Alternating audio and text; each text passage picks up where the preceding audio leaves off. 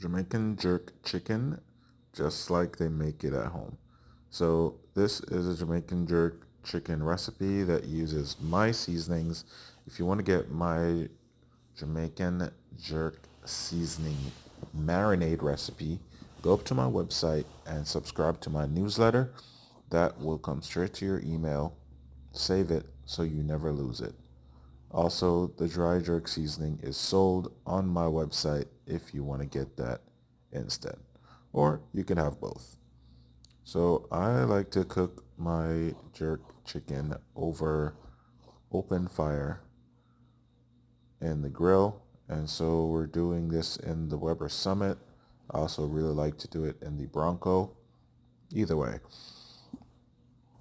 Right now we're trying to run between 300 and 350. I'm not using red stripe or any liquid on my chicken to spritz it or to cool down the fire. We are being patient and let the fire do its thing.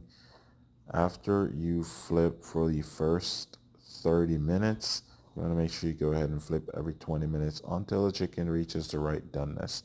Don't overcook it and dry out the chicken.